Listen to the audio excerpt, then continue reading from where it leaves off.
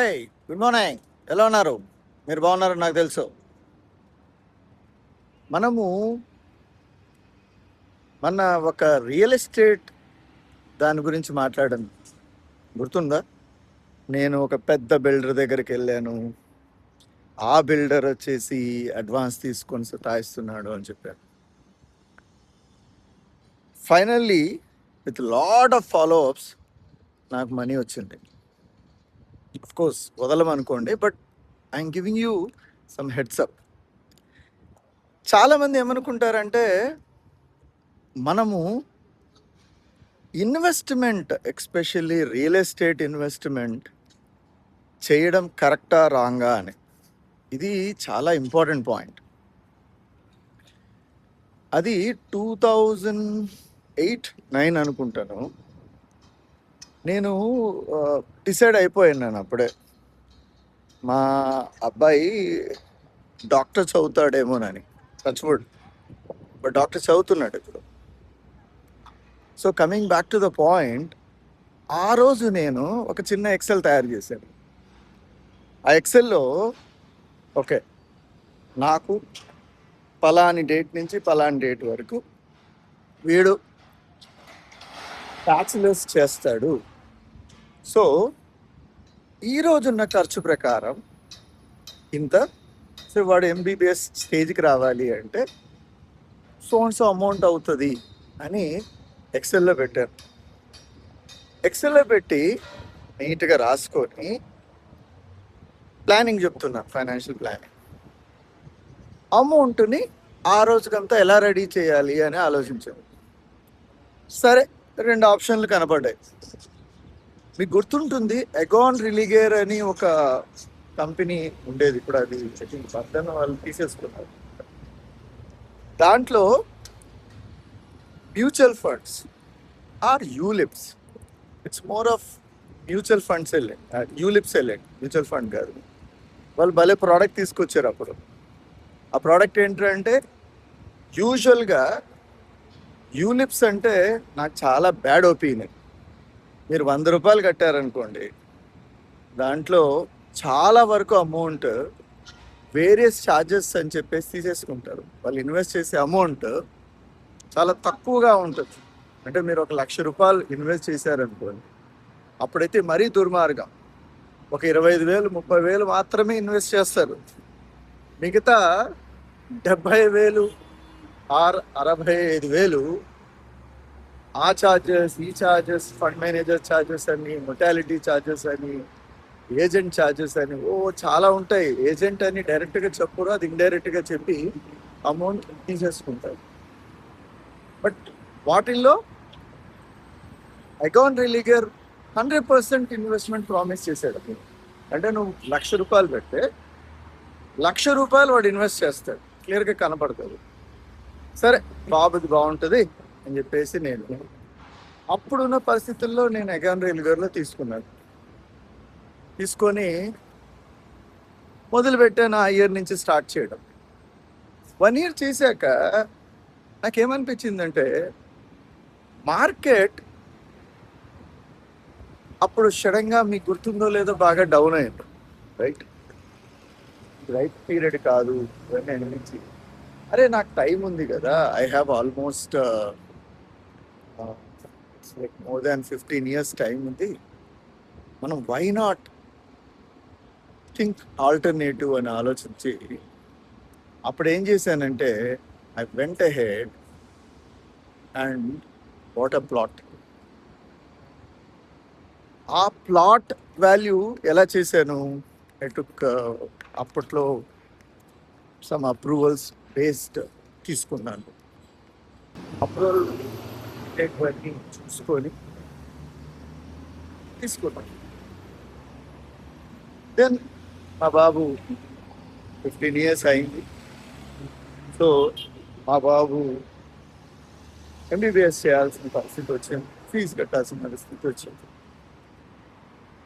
కరెక్ట్గా మీకు తెలిసిందే, లాస్ట్ ఫ్యూ ఇయర్స్ నుంచి పరిస్థితి ఎలా ఉంది. కెన్ వి సెల్ ఇట్ మార్కెట్లో? లేదు. మార్కెట్ 4 years నుంచి స్తబ్దతగా ఉంది ఆల్మోస్ట్. రియల్ ఎస్టేట్లో యూజువల్గా ఇది కామన్. నేను 2-3 జనరేషన్స్ చూశాను కాబట్టి, వెన్ ఐ సే డికేట్స్, 10 ఏళ్ళు చూశాను కాబట్టి ఆ క్లారిటీ ఉంది వీటి మీద. ఇప్పుడు ఏం చేసాం, అది అమ్మేమంటే నష్టపోతాం, ఖచ్చితంగా నష్టపోతాం. కాబట్టి లోన్కి వెళ్ళాము, లోన్ తీసుకొని ఫీజు కడుతున్నాం. But what I'm trying to say, ఆ రోజు నేను పెట్టిన investment, trust me, it has grown up very very good. That is a right decision. So ఇక్కడ నా డిసిషన్ రైటా రాంగా, లెట్స్ అనలైజ్.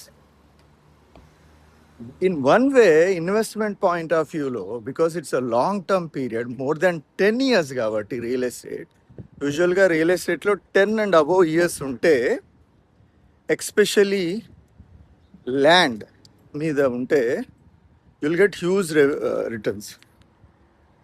ఎస్, నా రిటర్న్ పర్సంటేజ్ చాలా బాగుంది, ఇట్ హస్ గాన్ అప్.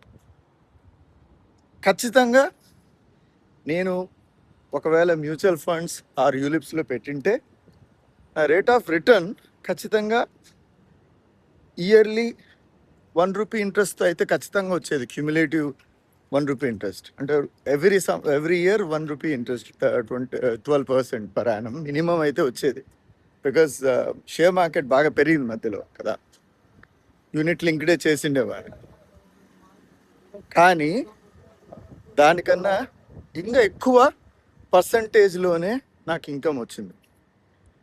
మీకు ఇంతకుముందు నేను వీడియోస్లో చాలాసార్లు చెప్పాను కదా, 1000 కాస్త 2000 అయ్యాయి, 1000 కాస్త 4000 అయ్యాయి. అలా హ్యూజ్ అయితే పెరగలేదు, కానీ ఖచ్చితంగా నాకు ₹1.50 వడ్డీ నుంచి ₹2 వడ్డీ మధ్యలో ఆ రేంజ్ అయితే పెరిగాయి. ఇక్కడ దట్ ఈస్ ద అడ్వాంటేజ్. కానీ మనకెక్కడ దెబ్బ పడింది దీంట్లో, మనము ఖచ్చితంగా అవసరమైన టైంలో మనము ఏమీ చేయలేని పరిస్థితి.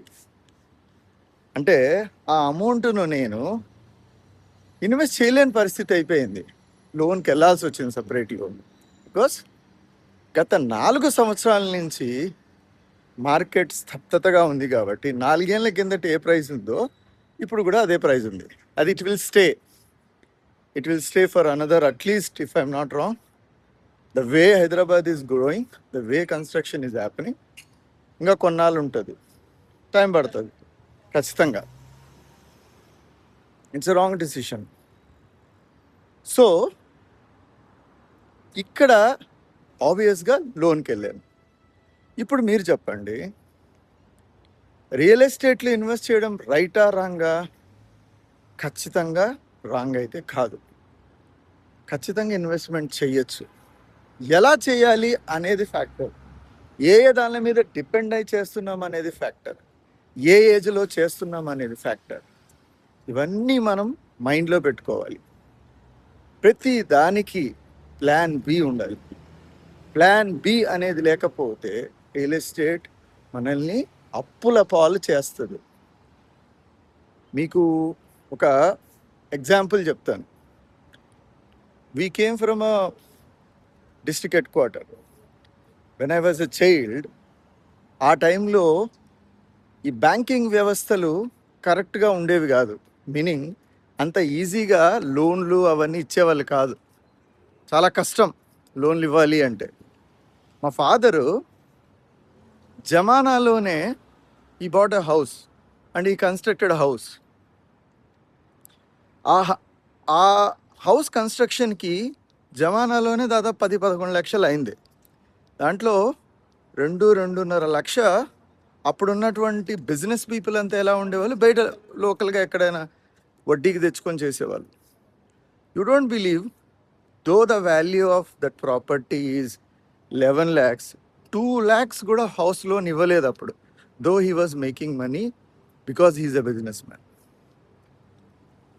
అల్టిమేట్గా because of the financial pressure he sold it off. Of course, he took something else at a different price, but ultimately నేను ఏం చెప్పడానికి ట్రై చేస్తున్నాను అంటే, మనము ఫినాన్షియల్గా కరెక్ట్గా ప్లాన్ చేసుకోకుండా, మన అవసరాలని దృష్టిలో పెట్టుకోకుండా ఎక్కడైనా ఇన్వెస్ట్ చేసామంటే మటాష్ అయిపోతాం. కాబట్టి యంగ్గా ఉన్న వాళ్ళందరూ ఈరోజే ప్లాన్ చేయాలి. చేసి ప్రాపర్ అండ్ రైట్ వేలో ఇన్వెస్ట్మెంట్ చేయాలి.